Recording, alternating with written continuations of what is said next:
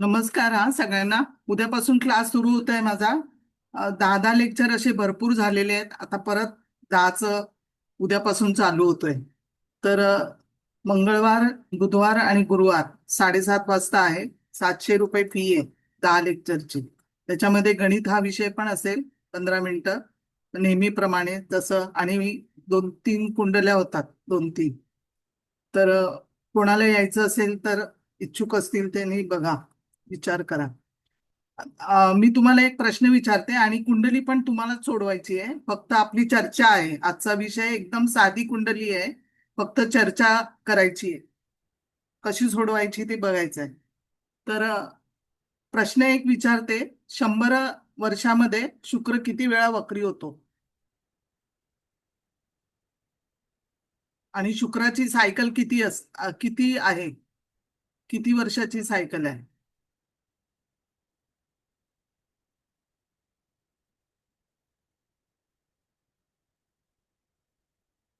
8 वर्षाची.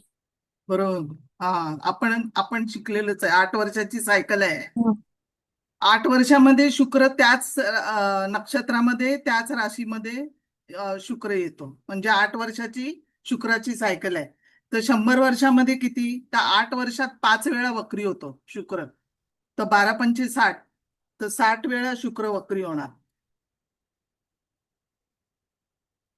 60 वेळा शुक्र हा वक्री होणार. म्हणजे 100 वर्षात 4 वर्षात तो 2 वेळा चक्कर मारेल. आणि वेगवेगळ्या नक्षत्रामध्ये शुक्र हा नेहमी वेगवेगळ्या नक्षत्रामध्ये वक्री होतो. आणि वक्री होताना किती अंश पाठी जातो?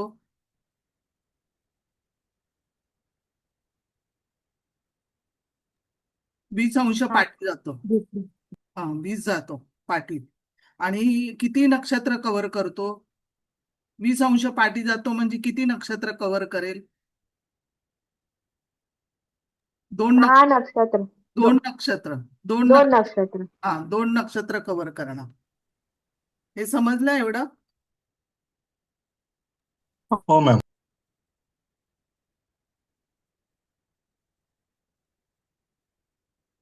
पण प्रत्येक ग्रह वक्री होताना किती अंश पाठी जातो ते सगळं बघायचं.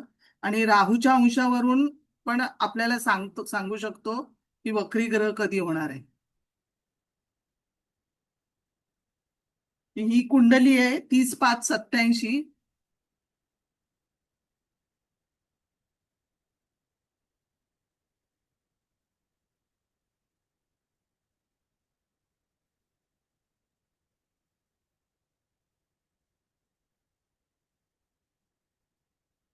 9:40 सकाळी, मुंबई. कर्क लग्न आहे.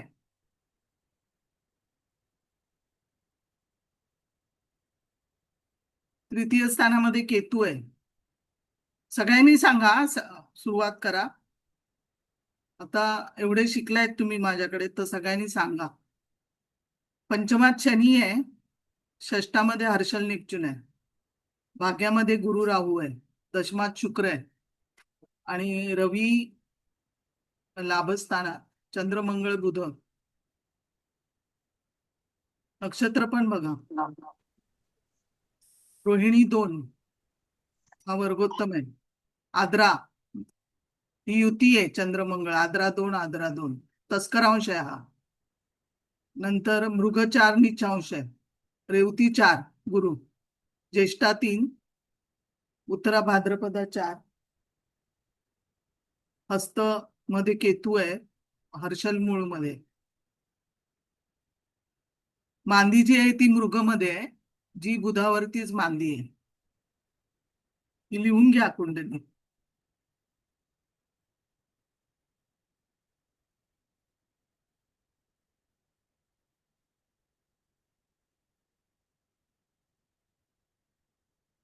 सांगा.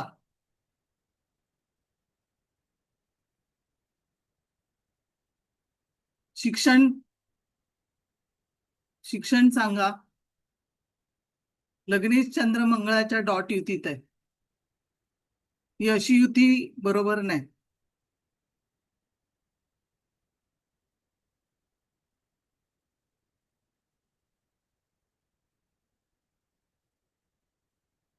शिक्षण हिचं गुरु बघा भाग्यात आहे, राहू बरोबर आहे.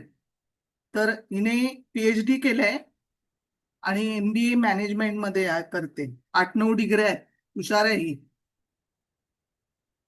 कारण वायू तत्वामध्ये चंद्र मंगळ बुध, बुध चांगला झालाय, वायू तत्वात आहे बुध. आणि मंगळ पण चांगला आहे, चंद्र मंगळ डॉट युती आहे. पण अजून लग्न झालेलं नाहीये. का झालेलं नाही सांगा बरं. हिला चंद्रमंगळ युतीमध्ये मुळे सायकोलॉजिकल पण प्रॉब्लेम आहे.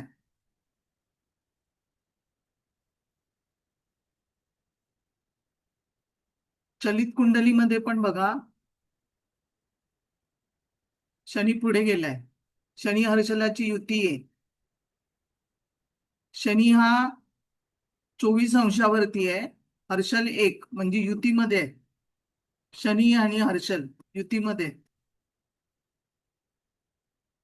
हर्षल मूळ नक्षत्रात आहे.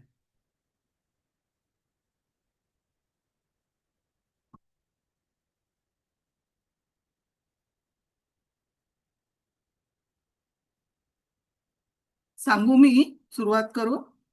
नाही सांगत कोण? ठीक आहे, मी सांगते बघा, ऐका कशी सांगायची कुंडली. तर ही जी आहे मुलगी, तिचं एका मॅरिड माणसाबरोबर रिलेशनशिप आहे. आता हे सगळे आद्रामध्ये ग्रह, गुरु राहू बरोबर, चंद्रकुंडलीचा सप्तमेश जो आहे तो गुरु राहू बरोबर, राहूचं जरा जास्त कारकत्व आहे. आणि शनी हर्षल, चंद्राचा सप्तमेश गुरु राहुयुक्त. तर ही जी रिलेशनशिप मध्ये आहे ती तो केरलाइट ख्रिश्चन आहे. त्यांनी धर्म स्वीकारलाय आणि त्याचं लग्न झालेलं आहे आणि एक मुलगा पण आहे 13 वर्षाचा. डिवोर्स घेणार आहे असं म्हणतो तो. आणि त्याची बायको 15 लाख मागते. तिचे 5 वर्ष झाले रिलेशनशिप सुरू आहे. आणि तो जो आहे तो इन्कम टॅक्स मध्ये. पण हिला त्याच्याशीच लग्न करायचंय. तर बघा, कर्क लग्न, मिथुन रास, भावारंभीचे ग्रह महत्वाचे आहेत खूप. तर लग्न 4 अंशाचं आहे, बुध 6 अंशाचा आहे, हा भावारंभी आहे. त्याच्यामुळे लग्नेश चंद्र पण बिघडलाय, चंद्र मंगळाच्या डॉट युतीत आहे.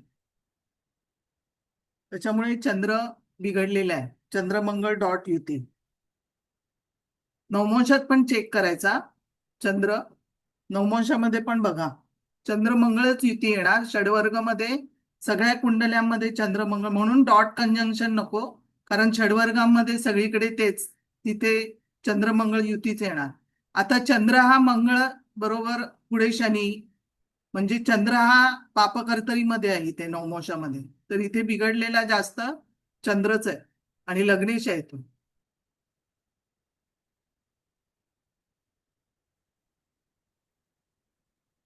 आणि बुध मंगळ युती, बुध मंगळाची ऑपोजिट कोण आहे? ऑपोजिट हर्षल आहे, मूळ. म्हणजे आद्रामधला आद्रा ऑपोजिट मूळ, हे चांगलं नाहीये. मंगळ बुध आद्रामध्ये आणि ऑपोजिट मूळ आहे. चंद्रमंगळ आद्रा आणि ऑपोजिट मूळ आहे. आणि शनी चलित कुंडलीमध्ये पुढे गेलाय, हर्षलाच्या युतीत आहे. हर्षल हा वक्री आहे, वक्री हर्षलाच्या ऑपोजिशन मध्ये हा. तर नक्षत्र नाही, फसवतोय हा. ज्येष्ठामध्ये शनी आहे. आणि ऑपोजिट, ज्येष्ठाच्या ऑपोजिट कोण आहे? कुठलं नक्षत्र आहे? रोहिणी 2. ज्येष्ठा ऑपोजिट रोहिणी, दुसरं चरण वर्गोत्तम. हे बरोबर नाहीये. हा, रोहिणी तारा आणि वर्गोत्तम आणि ज्येष्ठा हे ऑपोजिशन मध्ये. आणि मूळ, मूळ मधला हर्षल ऑपोजिट मंगळचंद्र आद्रा. आणि केंद्र कोणाशी झालाय? तर रेवती चतुर्थ चरणाशी. रेवती चतुर्थ चरणात गुरु आहे. तर आद्रा केंद्र रेवती केंद्र मूळ आणि आद्रा ऑपोजिट मूळ हे ही जी आहे ते बरोबर नाही.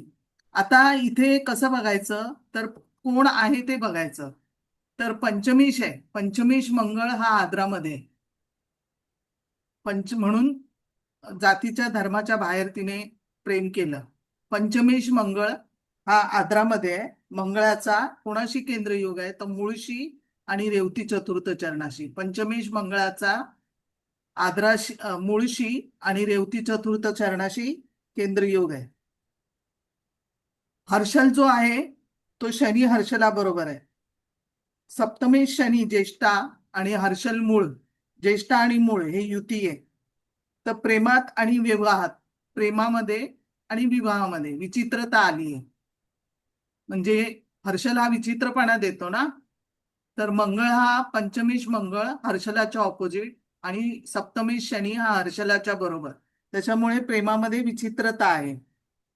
तर हिच्या ऑपोज कोण करतंय तर कुटुंबेश. कुटुंबेश कोण आहे रवी आहे. तो कोणाच्या ऑपोजिट मध्ये आहे सप्तमेश शनीच्या ऑपोजिट मध्ये आहे. तर हिला ऑपोज कोण करताय तर घरचे घरचे लोक जे आहेत. कोणाचा विरोध आहे तर विरोधीमध्ये कोण बसलाय रवी आणि शनी. रवी कोण आहे तर कुटुंबेश आहे. सप्तमेश त्याच्या ऑपोजिशन मध्ये आहे. म्हणजे घरच्यांचा कुटुंबाचा सगळ्यांचा ह्याला विरोध आहे. रवी शनी ऑपोजिशन मध्ये आहे. स्वभाव कसा आहे हिचा तर मंगळ बुध युती कशी आहे स्वभाव. मंगळ हा बुध हा बोलण्याचा कारक आणि मंगळाबरोबर वाचस्था. त्याच्यामुळे मंगळ बुध ही चटकन रिॲक्ट होणं, दुसऱ्यांना बोलून दुखावणं किंवा तोंड बरोबर नाही, भांडण झालं की घरातून बाहेर जाणं, वाद घालणं, अविचार हे सगळे गुण मंगळ बुधामध्ये येणार. इथे राहू जो आहे तो उत्तरा भाद्रपदाच्या चतुर्थ चरणात आहे. हे उत्तरा भाद्रपदाचं चतुर्थ चरण आणि आद्रा याचा केंद्रयोग आहे. उत्तरा भाद्रपदा चतुर्थ चरण आणि आद्रा हा केंद्रयोग आहे. हा जो तारा आहे तो मंगळ बुधाच्या गुणधर्माचा तारा आहे हा. तर हा जो तारा आहे तो काय सांगतं तर अविवेकी, राग चटकन येणं, अतिरेकी किंवा उतावळा स्वभाव, आत्मघातकी किंवा अपघात, शस्त्रक्रिया हे सगळे हा तारा उत्तरा भाद्रपदाचा केंद्रयोग जो झालाय ते हे गुण देणार. नंतर मंगळ हर्षल आणि शनी हर्षल हे स्फोटक आहे. मंगळाचा हर्षलाशी आणि शनीचा हर्षलाशी म्हणजे काहीतरी जगावेगळं काहीतरी काम करणं, इतरांपेक्षा काहीतरी निराळं करणं, म्हणजे आयुष्यात खूप नाट्यमय अशा रहस्यमय अशा घटना घडणं. शनी हर्षल युती जी आहे ती शनीचं कारकत्व कसं आहे. शनी शांत आहे. शनी शनी व्यवहारी पण आहे. पण शनी बरोबर ज्यावेळी ग्रह येतो त्यावेळेला व्यक्तीच्या स्वभावावरती आयुष्यावरती परिणाम होतो त्याचा. हर्षल जो आहे तो हर्षल बुद्धिमान ग्रह आहे आणि हर्षल हा तडकाफडकी निर्णय घेणार आहे. त्याच्यामुळे इथे अचानक बदल घडणं. हर्षल 7 वर्ष एका राशीमध्ये राहतो. कुंडलीमध्ये अर्धा भाव जो आहे तो पार करायला त्याला 42 वर्ष लागतात हर्षलाला. आणि हर्षल कसा इतर ग्रहांबरोबर जसा योग करेल ना तसं तो फळ देतो. आणि जगाला तुम्ही कोणत्या बघायचं. माईक बंद करा.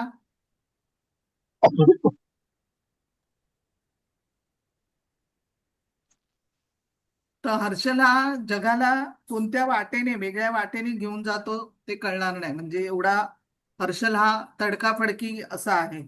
सप्तमेश असेल, सप्तमेश आहे. आता शनी हर्षल युती 86 ते 89च्या वर्षामध्ये झालेली आहे.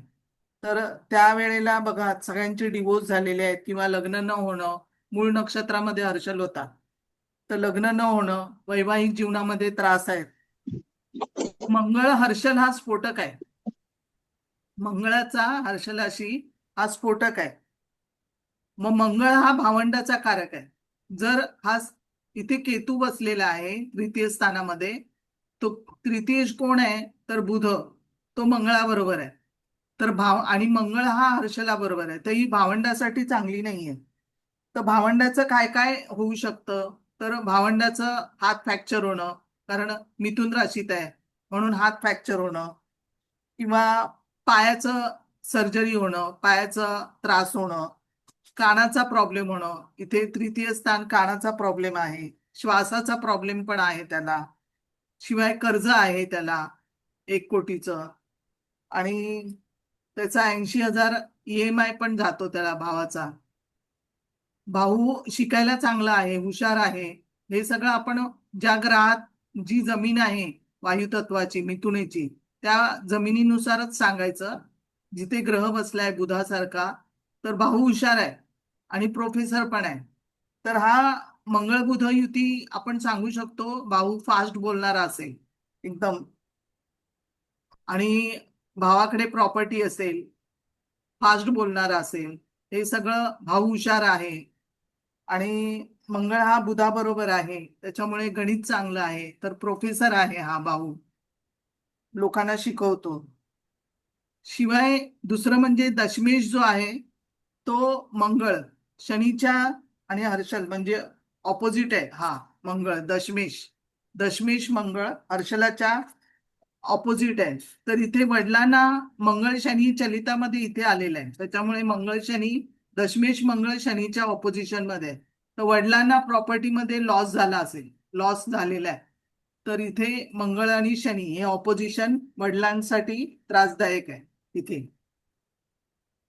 आता ही मुलगी जी आहे ती मीनेचा गुरु आहे. इथे काय आपण सांगू शकतो, हिचं प्रोफेशन सांगा.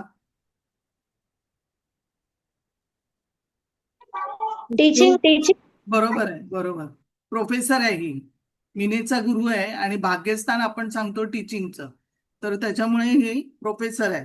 गुरु राहू हे PhD करतात, रिसर्च करणं हे गुरु राहूकडे आहे.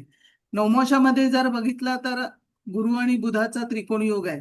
गुरु आणि बुधाचा त्रिकोण योग हेच सांगतं की टीचिंगचं काम आहे. गुरु आणि बुधाचा बघा त्रिकोण योग आहे हा. त्याच्यामुळे इथे गुरु वर्गोत्तम आहे आणि गुरु बुधाचा त्रिकोण योग आहे, त्याच्यामुळे टीचिंगसाठी हिला चांगलं आहे. आरोग्याचे प्रॉब्लेम सांगा. लग्नेश चंद्र हा मंगळाबरोबर आहे, 2 रक्ताचे कारक आहेत, तर हिमोग्लोबिन कमी असतं यांचं. ऑपोजिट हर्षल आहे, शनी आहे, त्याच्यामुळे लो बीपी आहे. शनी हा लो बीपी देतो, तर रक्त कमी असल्यामुळे, हिमोग्लोबिन कमी असल्यामुळे लो बीपी आहे, चक्कर येऊन पडणं. आणि दुसरं म्हणजे रेवती चतुर्थ चरण गुरु आणि मंगळ हा आद्रा हे लो बीपी देता हा. यांचा असा केंद्रयोग असेल तर लो बीपी देतो, रेवती चतुर्थ चरण आणि मंगळ आद्रा. आता वडिलांचं काय काय सांगू शकाल वडिलांच्या बाबतीमध्ये. दशमेश मंगळ हा चंद्राबरोबर आहे, आणि इथे बघा नवमोशामध्ये सगळे ग्रह नवमोशामध्ये चेक करायचे. नवमोशामध्ये रवी केतू युक्त आहे आणि वृषभ राशीत आहे. काय सांगणार. रवी केतू युक्त आणि वृषभ राशी. हा काय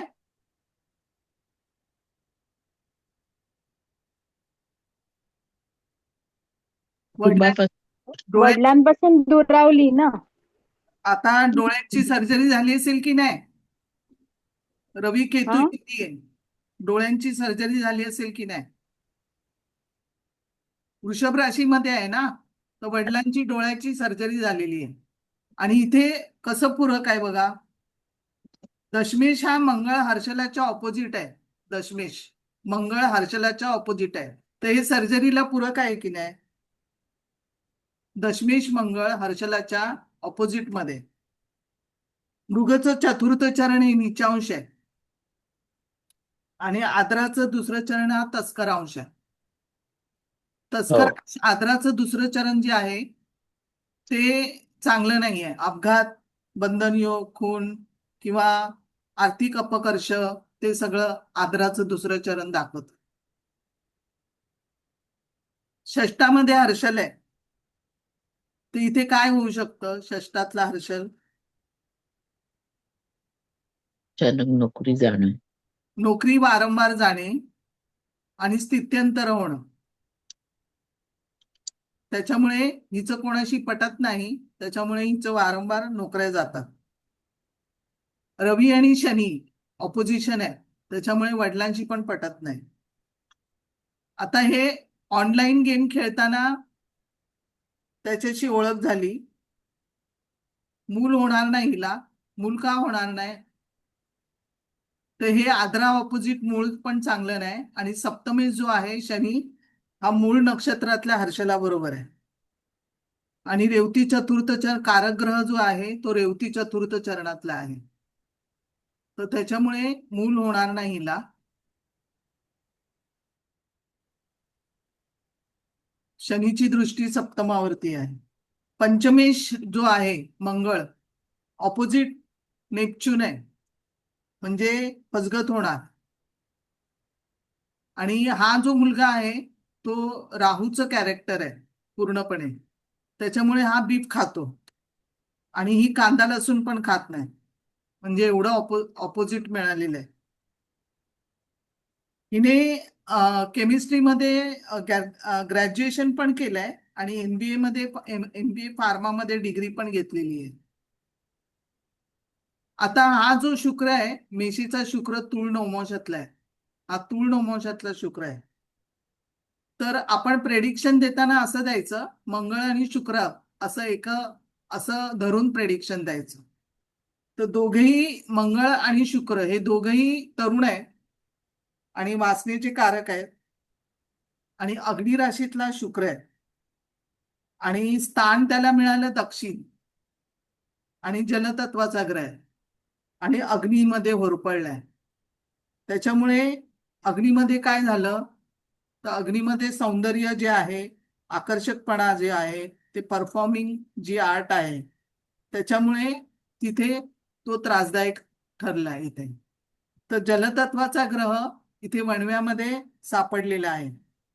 मग भावनिक दृष्ट्या इथे थोडस विसंगत राशीमध्ये आहे हा, भावनिक दृष्ट्या बघितलं तर. त्याच्यामुळे शुक्र हा तसा बघितला तर समजूतदार ग्रह आहे, आणि भांडखोर अशा मंगळाच्या राशीमध्ये पडलेला आहे.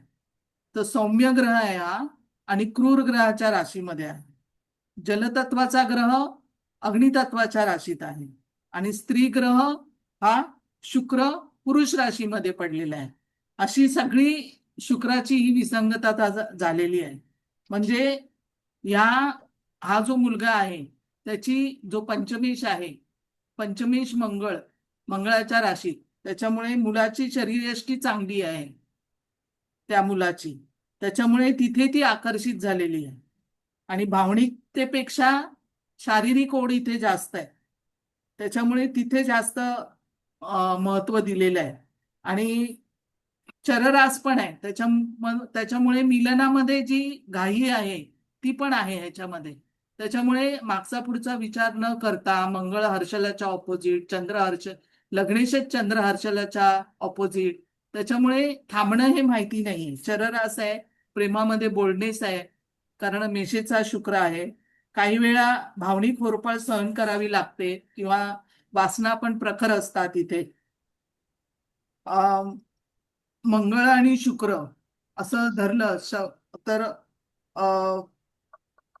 कारण चंद्रकुंडलीकडून जर बघितलं आपण, तर चंद्रकुंडलीचा पंचमेश कोण आहे?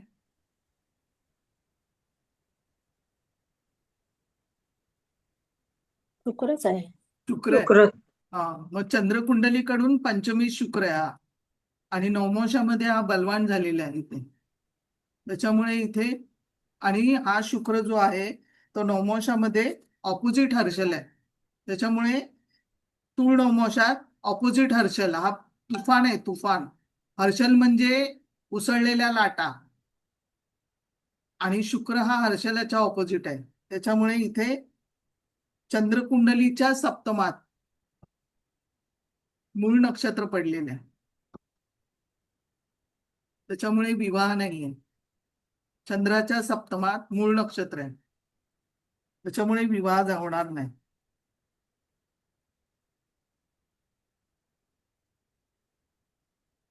महादशा पण हिला शनीची लागलेली आहे.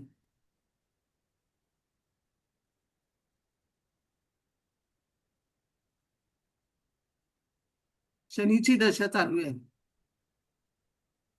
शनीमध्ये मंगळ आहे.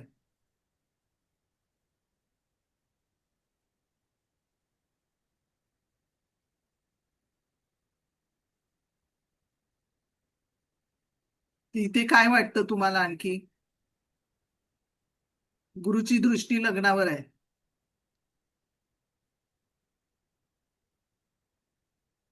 होईल का लग्न? लग्न होईल ना? लग्न कसं नाही होणार लग्न, फसगत होणार हिची. कारण पंचमेश मंगळ हर्षलाच्या ऑपोजिट आहे, समोर नेपच्यून पण आहे, त्याच्यामुळे फसगत होणार.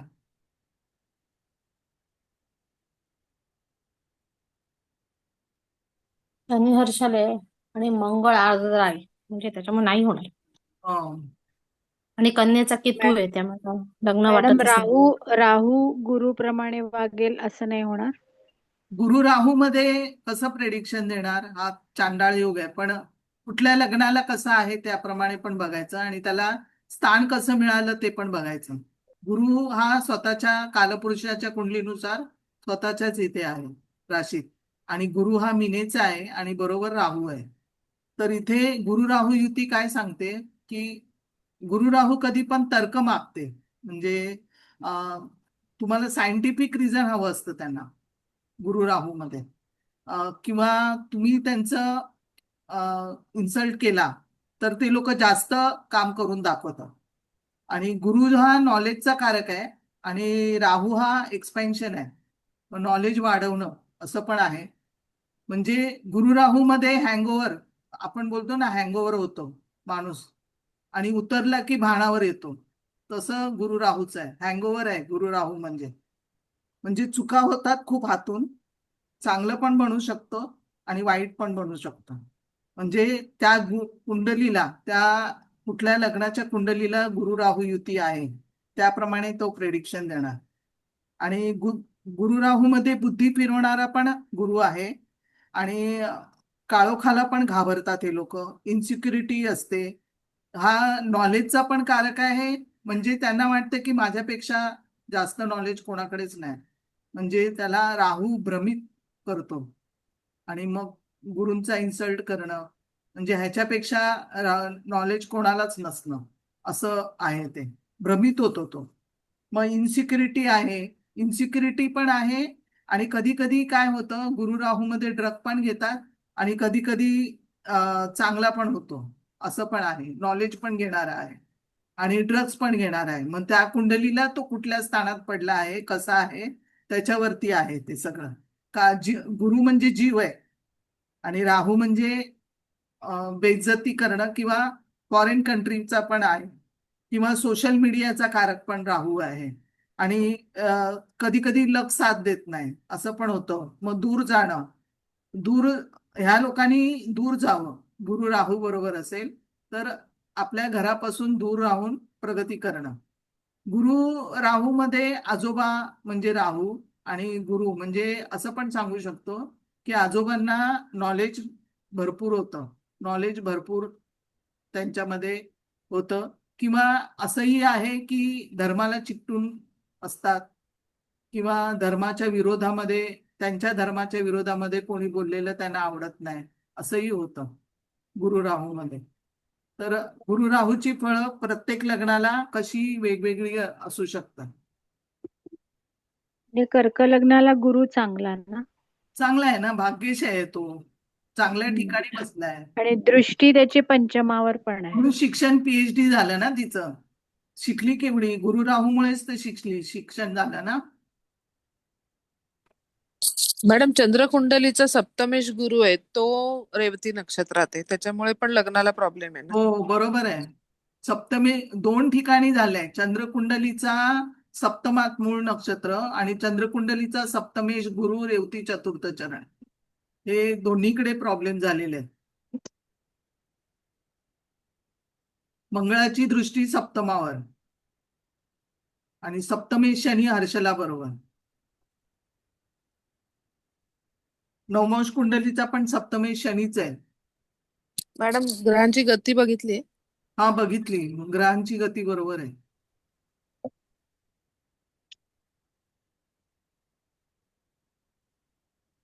मंगळ 38 आहे, बाकी बरोबर आहे सगळे.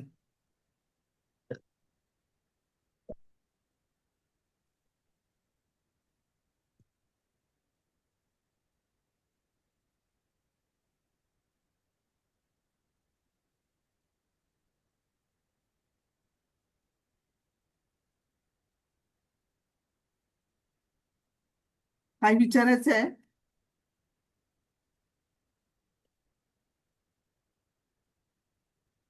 म्हणजे आता हे अनमॅरिडच राहणार ना? अनमॅरिडच राहणार आहे. मॅडम बीफ खातो का सांगितलं तुम्ही? आ बीफ खातो का सांगितलं? हा बीफ, तो बीफ खातो. का का खातो सांग? राहूमुळे. अच्छा, राहू. हा, राहूचं कारकत्व आहे ना सगळं. हम्म. बीप म्हणजे काय मॅडम? बीप म्हणजे काय?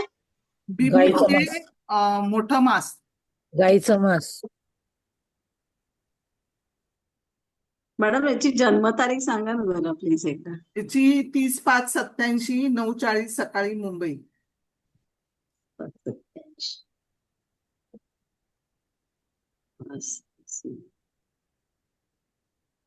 थँक्यू. मग आता ही पण खात असेल का मॅडम? बीप हिचा तर गुरु चांगला आहे ना, स्वराशीचा आहे ना. हो, ही कांदा लसूण पण खात नाही. लोक जैन आहेत. पण ग्रह तसेच मिळाले ना, त्याच्यामुळे असं नशिबामध्ये आलं.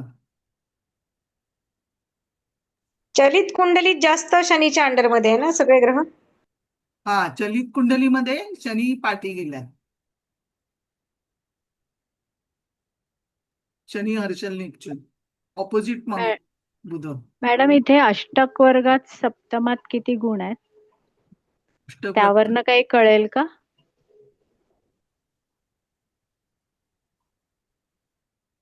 मला हे काढायला लागेल. किती आहेत बघा तुम्ही, तुमच्याकडे आहे? थांबा एक मिनिट. -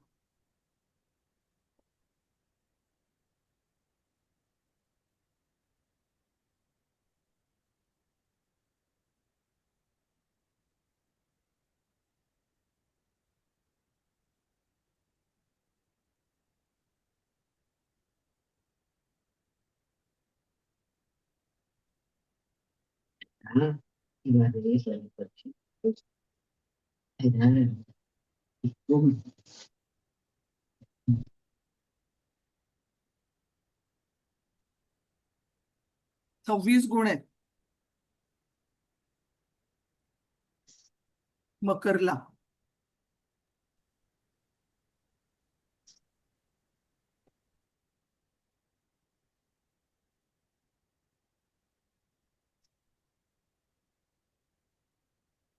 इथे काही आणखी विचारायचं आहे? मॅडम इथे सप्तमेश शनिवर गुरुची 9वी दृष्टी येते तर त्याचा काही फायदा नाही होणार का? कुठे? सप्तमेश शनिवर गुरुची 9वी दृष्टी येते तर त्याचा काही फायदा नाही होणार का? नाही होणार, कारण मूळ नक्षत्र विवाहासाठी कठीण आहे. इथे सप्तमातच पडलंय आणि सप्तमेश परत चंद्रकुंडलीचा रेवती चतुर्थ चरणात आहे. तर संततीसाठी इथे त्रासदायक आहे. गुरु राहू, शनी मूळ, मंगळ हर्षल, चंद्रकुंडलीचा पंचमेश शुक्र आहे. शनी पण ज्येष्ठामध्ये आहे ना मॅडम? शनी ज्येष्ठामध्ये आहे आणि ऑपोजिट रोहिणी 2 आहे.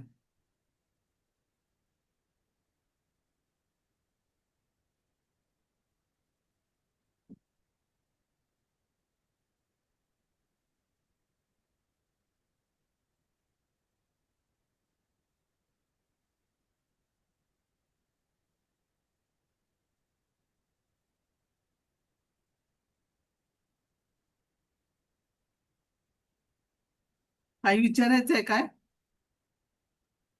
हिच्या फॅमिलीमध्ये आई वडिलांचं सुख वगैरे आहे का हिला?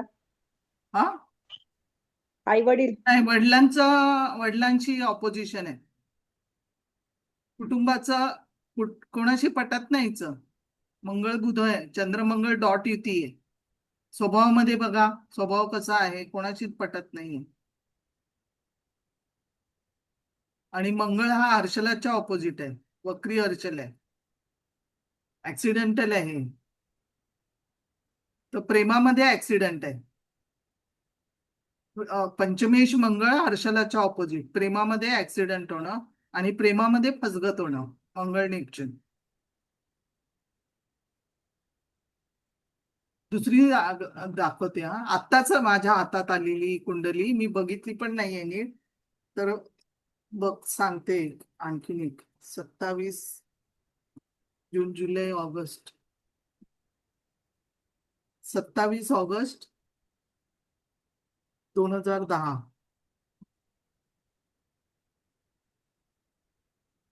9/28.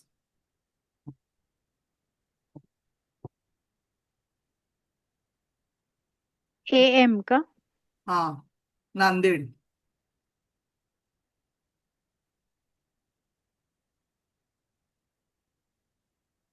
मॅडम आधीच्या कुंडलीचं ठिकाण काय होतं?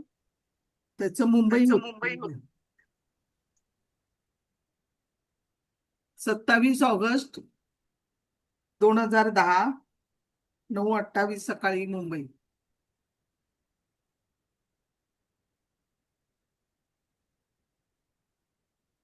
हा चित्रातून आहे. नांदेड म्हणाले का मॅडम तुम्ही? हा काय? नांदेड सांगितलं ना आत्ताच? हा, आताच नांदेड आहे. 27 ऑगस्ट 2010, 9:28 सकाळी, नांदेड. मघामध्ये रवी आहे. उत्तरा भाद्रपदाचं पहिलं चरण आहे, हा तीक्ष्णांश आहे, हा चांगला नाहीये. उत्तरा भाद्रपदा 2, चित्रा, उत्तरा फाल्गुनी, आद्रा केतू आणि प्लुटो मूळ. शुक्र जो आहे तो चित्राच्या पहिल्या चरणात आणि मंगळ जो आहे तो चित्रा. हे चित्रामध्ये सगळे ग्रह आहेत, म्हणजे कंजंक्शन आहे, एकदम डॉट कंजंक्शन आहे. हस्तमध्ये मांदी आहे. बघा,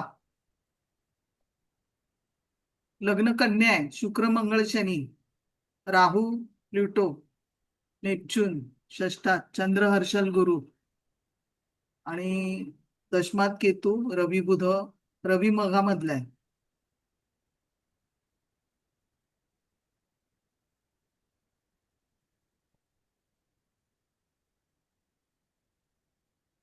बुध बुध वक्री असणारा 39 कलाचा आहे, म्हणजे वक्री असेल. शनी 6, शुक्र 53, शुक्राची गती कमी आहे. बुध 39 आहे. बुध वक्री असणार, हा वक्री बुध आहे. नंतर लग्नेशच बुध वक्री आहे, कालच सांगितलेलं ना मी, लग्नेश बुध वक्री.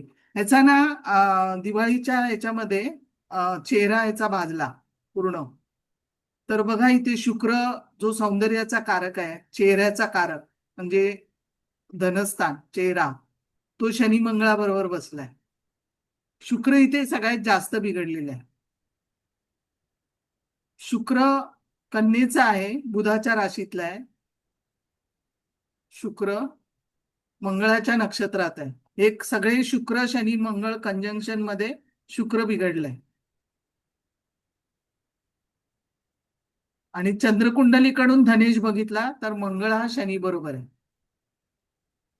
मॅडम शुक्र लग्न भावारंभी पण आहे. शुक्र भावारंभी पण आलाय, लग्न भावारंभी पण आहे.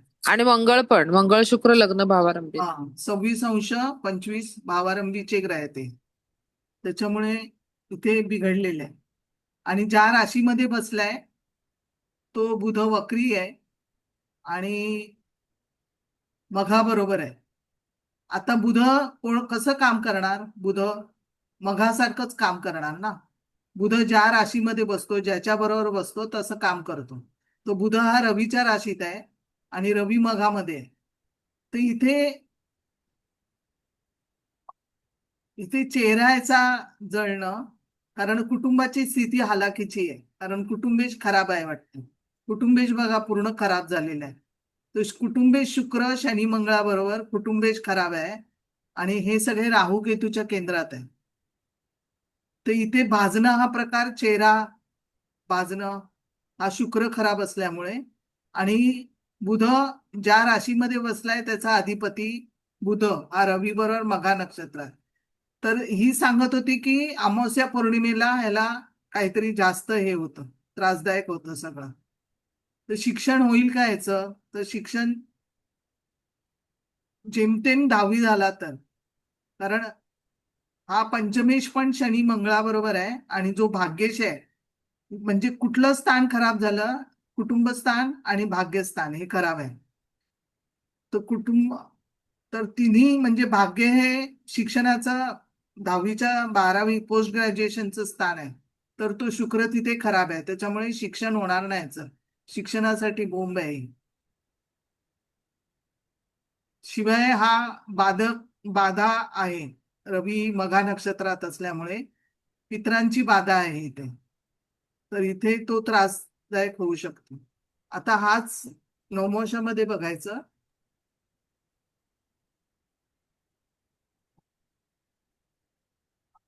हा चंद्रकुंडलीच्या सप्तमात आलेत सगळे. मॅरिड लाईफला पण प्रॉब्लेमॅटिक आहे.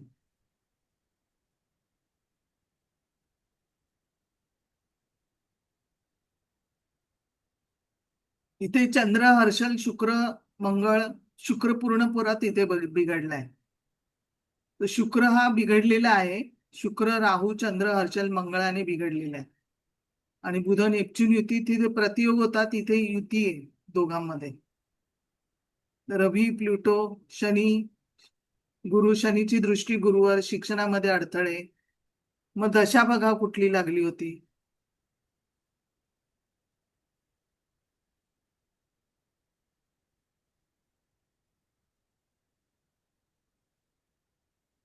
बुधाचीच दशा लागलेली. बुधामध्ये बुध आहे आणि शुक्राची मी दशा आहे. बुधामध्ये शुक्र. जेव्हा बुधाची दशा लागली आहे, तर इथे बुध हा ऑपरेट होणार लग्नेश म्हणून, कारण बुधाच्या राशीतले ग्रह आहेत आणि बुध इथे ऑपरेट झालाय आणि बुध इथे पण ऑपरेट झालाय व्यवस्थानात. तर हॉस्पिटलायझेशन वगैरे ते पण झालं असेल सगळं. तर इथे बुध खराब झाल्यामुळे, आणि एक बुधाच्या राशीमध्ये, दोन्ही बुधाच्या राशी खराब आहेत आणि बुध जो आहे तो रवीच्या बरोबर युतीत आहे मघा नक्षत्राच्या बरोबर, आणि इथे बुधाच्या दोन्ही राशी खराब आहेत. तर बुधाची दशा याला चांगली जाणार नाही. आणि शुक्राची विदशेमध्येच झालेला आहे. बुधामध्ये शुक्र विदशा. शुक्र तर पूर्ण खराब आहे. तर चेहऱ्याचे प्रॉब्लेम, कुटुंबाचे प्रॉब्लेम्स, कुटुंबामध्ये गरिबी असणं, पैसा नसणं, कारण शुक्र कुटुंबेशच खराब झालाय. पैसे कमवायला पण ह्याला अडचणी आहेत पुढे जाऊन. त्रासदायक आहे. मॅडम बुध आणि रविवरनं आता केतूचं पण आता भ्रमण आहे ना? बुध आणि रवीवरून केतूचं भ्रमण आहे. केतू, हा 23 अंशाचा बुध आहे. 26 अंशाचा केतू आहे आता. हो, त्यावेळेला दिवाळीच्या वेळेला 23 अंश 23 होता. हा 23 होता. 23च होता. आणि शनी सप्तमातनं जातोय, चंद्रावरनं 7.5 चालू आहे. हो, चंद्रावरनं शनी चालतोय. परत शनीची दृष्टी इथे होती. गोचर बरोबर लागलेला आहे. म्हणजे अंतर्दशा स्वामी बुधावरून केतू जाणं आणि शनीची दृष्टी लग्नावर असणं, आणि बुध शुक्र पण 23 अंशाचा, बुध पण 23 अंशाचा, हे अशा डिग्र्या, आणि मंगळ पण 23 अंशाचा. हे अशा एकत्र डिग्र्या नको, त्या त्रासदायक आहेत.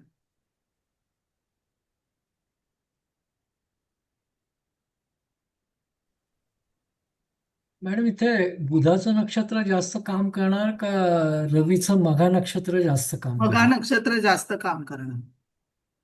बुधाचं पण पूर्वा फाल्गुनी शुक्राच्याच नक्षत्रात आहे ना, म्हणजे दशेला हे नक्षत्र पण ऑपरेट झालं ना. हो, बुधाचं शुक्र ऑपरेट झाला आणि नाही, तुम्ही मघा म्हणालात ना नक्षत्र, आणि की बुध रवी बरोबर बसलाय ना, तर इथे पितरांचा पण दोष आहे इथे. नाही, तर रवी स्वतःच्या राशीत आहे म्हणून जास्त स्ट्रॉंग झालाय, म्हणून नक्षत्रांचा इम्पॅक्ट, म्हणजे मघा नक्षत्राचा इम्पॅक्ट जास्त आला. जास्त आहे. हो, कारण या लग्नाला रवी व्ययश आहे.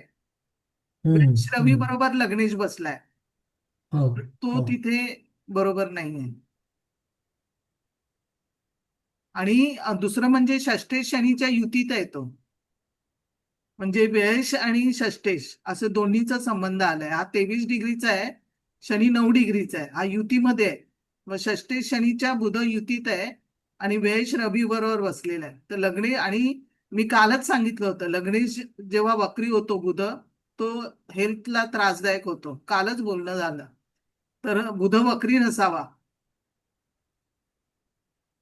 आणि वक्री बुध हा त्रासदायक आहे इथे शनीच्या युतीत आणि रवी बरोबर.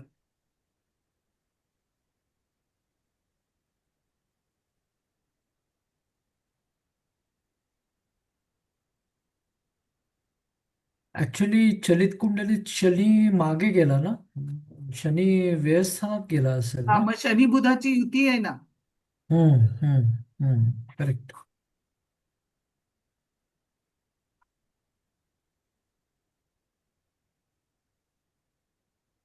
आणि अष्टमेश मंगळाबरोबर शुक्र आहे. अष्टमेश लग्नी आलाय. Right right. आणि कन्या लग्नाला तर मंगळ एकदम त्रासदायक आहे.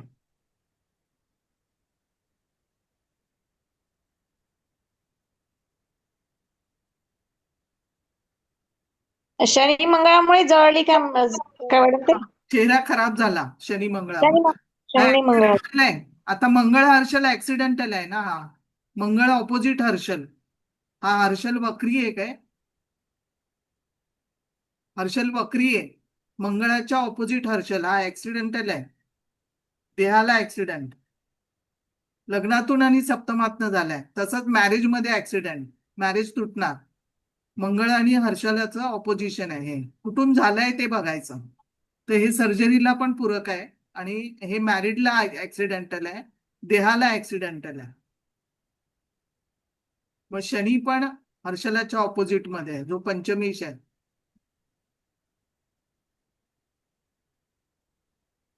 आणि शुक्र जो कुटुंबेश आहे, कुटुंबाची स्थिती, कुटुंबाचं धन, हे सगळं खराब आहे. कुटुंब स्थानच खराब झालंय, कुटुंबेश.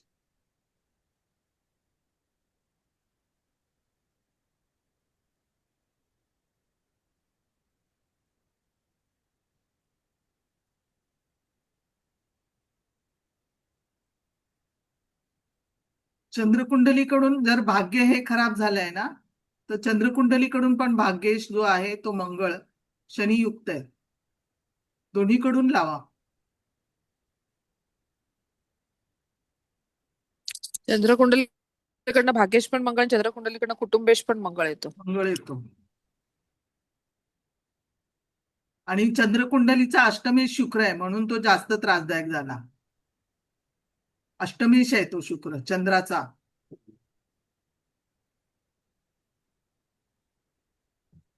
लग्न वर्गोत्तम आहे. नवमोश कुंडलीचा अष्टमेश पण मंगळच आहे. चंद्र शुक्र हर्षल राहू हे. मॅडम, रवी कुंडली पण आपण कधी कधी बघतो ना, तर हा ते म्हणजे आरोग्यासाठीच बघतो ना आपण, खरं म्हणजे. हा, आरोग्यासाठी किंवा वडिलांसाठी पण बघितलं तरी चालेल. आरोग्यासाठी, नाही, वडिलांसाठी. आता इथे मी तो विचार करत होतो की आरोग्यासाठी बघितलं तर तर चंद्र रवीच्या षष्टात बघा, हम्म, षष्टे शनी आहे, मंगळाबरोबर आहे. रवीचं धन, जसं हे धन खराब झालं तसं रवीचं पण धन खराब आहे. तसं चंद्राचं धन पण खराब आहे. चंद्राचा धनेश मंगळ हा शनियुक्त.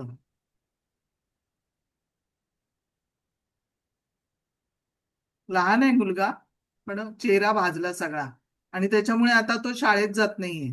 कारण चेहरा भाजल्यामुळे त्याला लाज वाटते, किंवा काही हे होतं की नाही जात आहे तो शाळेत. शिक्षणामध्ये असे अडथळे येतात. गुरु शनी प्रतियोग आहे, तर शिक्षणामध्ये अडथळे येणं.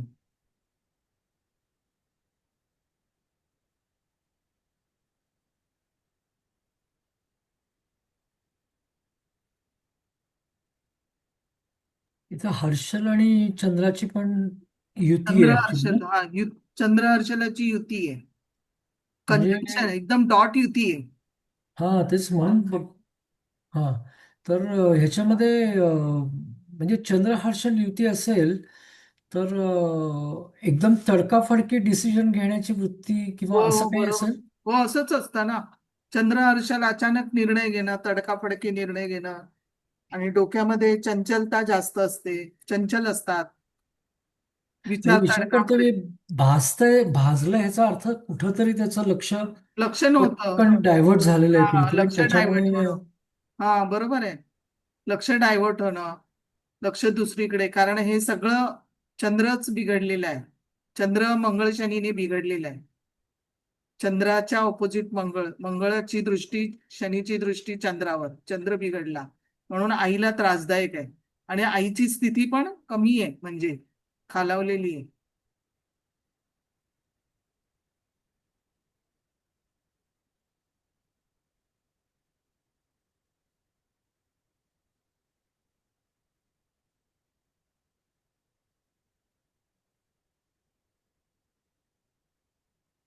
प्लुटो मूळ नक्षत्रात आहे, ऑपोजिट आद्रा आहे. म्हणजे गोचरीने बघितलं तर शनी शनी शनी एकतर डिग्री वाईज जवळ होता याचा अर्थ, हा म्हणजे शुक्र आणि मंगळाच्या डिग्री वाईज, आणि त्याचं लग्नावर पण दृष्टी होती म्हणून तो प्रसंग वक्री जास्त. पण होता आणि दृष्टी पण होती लग्नावर, हम्म, आणि बुधावरून केतू जाणं, लग्नेच्यावरनं केतू जाणं, तेव्हा हम्म, 23 हम्म. डिग्रीचाच होता दिवाळीला हा राग केतू. म्हणजे डिग्री वाईज बाकी इम्पॅक्ट सगळे पण जास्त आला. केतू, बाकी सगळे पण त्याच डिग्रीला 23 डिग्रीलाच होते सगळे. हो ते हो पण हो. 23 डिग्रीला आहेत. हम्म. कारण एवढा स्ट्रॉंग प्रसंग हा तसा शक्य नाही ना त्या म्हणजे. बरोबर.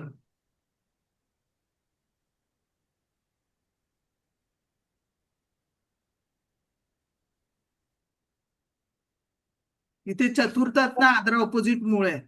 चंद्राच्या चतुर्थात आद्रा ऑपोजिट मूळ, म्हणजे आईची स्थिती एकदम म्हणजे वडिलांची आणि आईची दोन्ही खराब आहे. वडील पीक पण असणार, कारण आद्रा नक्षत्र इथे पडलेलं आहे आणि बुध जो आहे तो रवियुक्त मघा नक्षत्रात आणि केतू आद्रामध्ये आहे. पण आता मग तसं पाहिलं मंगळाचा तर दशमेश गुरु. हा नाही, मी म्हणलं की लग्नेश बुध आहे तो व्ययात आहे आणि तो दशमेश पण आहे म्हणजे, आणि रवी बरोबर पण आहे म्हणजे कुठेतरी बाहेर आउट ऑफ कंट्री त्याला गव्हर्नमेंटमध्ये पण जॉब लागू शकेल ना पुढे जाऊन. पुढे जाऊन चान्स. हा घर, म्हणजे राहू असल्यामुळे चतुर्थात घर सोडूनच याने जावं, बाहेर दूर जावं. हम्म, हम्म, दूर हम्म. गेला तर जास्त चांगलं आहे. त्यांचा प्रश्नच आहे की शिक्षण नीट होईल ना आणि पुढे काय करावं. म्हणजे हा म्हणजे उद्या पुढे जाऊन समजा मंगळ शनी गाड्यांचा ऑटोमोबाईल केलं किंवा त्याला कोर्स दिला 10वी नंतर आणि ऑटोमोबाईलचं केलं तर जास्त चांगलं आहे. पण मंगळ शनी पण आहे ना, मंगळ पण शनी मंगळ शनीमध्ये डिफरन्स आहे ना डिग्री वाईज तसं डिग्री पाहिलं वाईज तर मग. डिफरन्स आहे, पण एका घरात आहेत ना ते, तर लग्नीही येतात आणि तर मग शुक्राचा आणि मंगळाचा विचार केला तर मग खरं म्हणजे काय फील्ड असावं, कारण डिग्री वाईज जर ते खूप जवळ आहेत तर मग शुक्र समव्या आणि साम्य. बुध नाही, शुक्र आणि बुध डिग्री वाईज नाहीये, 30 अंशाचा डिफरन्स आहे. 23 आणि 23 आहे ना, हा हा हा, अंशाचा अच्छा डिफरन्स आहे. अच्छा लग्नेश बरोबर बघताय तुम्ही, ओके ओके.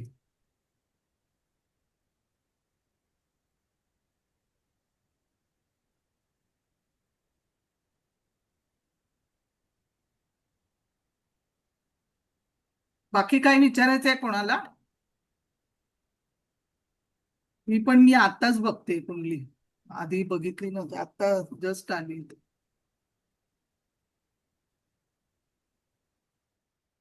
हाय बीपीसाठी कुठले ग्रह कारणीभूत असतात? लो बीपीसाठी कशासाठी? तुम्ही शनी सांगितलं. हाय बीपीसाठी हा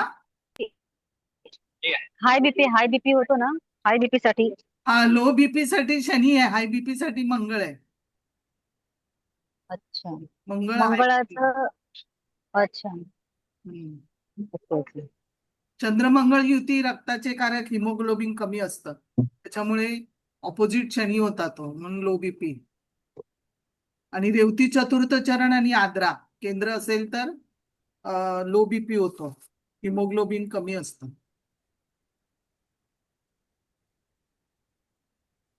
ठीक आहे.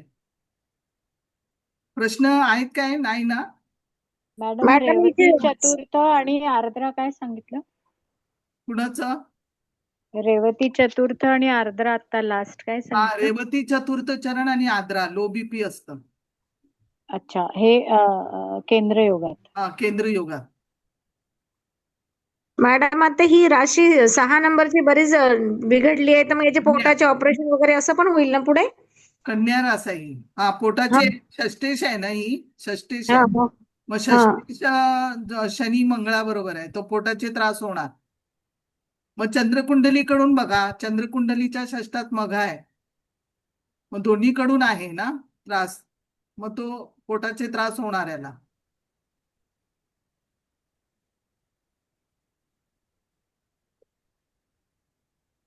भाग्येशच खराब झालाय, त्याच्यामुळे भाग्यामध्ये प्रॉब्लेम्स. धनेश खराब, धनामध्ये प्रॉब्लेम. कुटुंबेश खराब, कुटुंबात प्रॉब्लेम्स. तर ज्या स्थानाचा अधिपती होतो तो खराब झाला की त्रासदायक आहे. एक तर नीचेच. मॅडम इथे डोळ्यांचा पण विचार करावा का? हा, कारण डोळे डोळ्यांचा, तर हा डोळ्यांच्या साईडला पण शुक्र भाजले खराब. असतील त्याला. हो भाजले. कारण चंद्र बिघडलाय ना, कारक ग्रह डोळ्यांचा कोण आहे? चंद्र. आणि रवी मघा आहे इथे व्ययस्थानामध्ये, तर डोळ्याला प्रॉब्लेम येणार याला. चंद्र आणि रवी दोन डोळ्यांचे कारक ग्रह ते बिघडले, आणि धनेश डोळ्यांचा तो बिघडलाय, तर डोळ्याचा प्रॉब्लेम येणार. डोळ्याच्या पापण्या बिपण्या जळल्या असतील.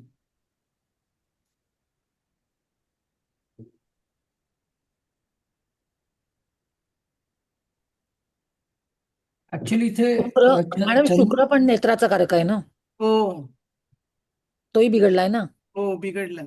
हे निश्चितच डोळ्याचा प्रॉब्लेम.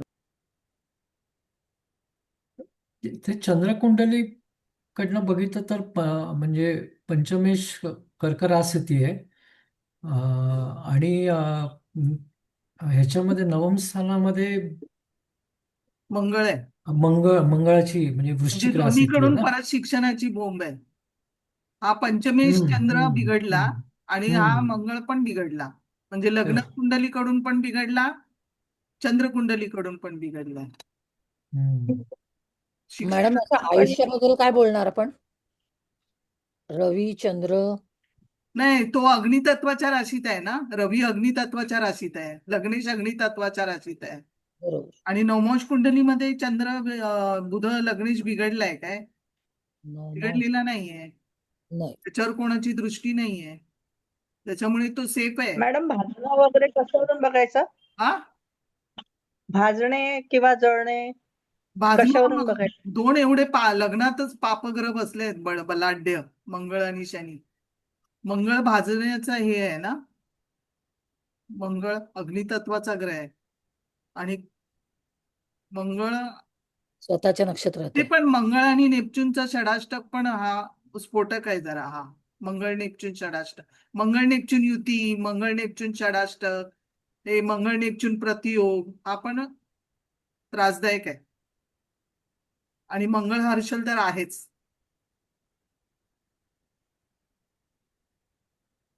रवी नेपच्यून प्रतियोग, वक्री, वडील ड्रिंक्स करत असतील रवी नेपच्यूनच्या प्रतियोगात, बुध नेपच्यूनच्या प्रतियोगात, गुंगीमध्ये हा असणार, कुठेतरी लक्ष नसणार, याचं भान नसणार. बुध हा नेपच्यूनच्या प्रतियोगात आहे, आणि तिकडे बुध नेपच्यून युती झाली आहे नवमांशात, तर बुध हा नेपच्यून बरोबर नेपच्यूनने पण बिघडतो.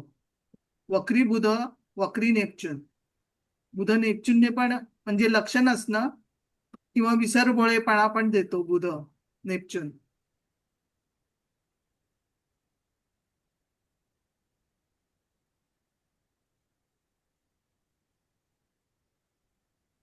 ठीक आहे. हा, ओके, थँक्यू मॅम.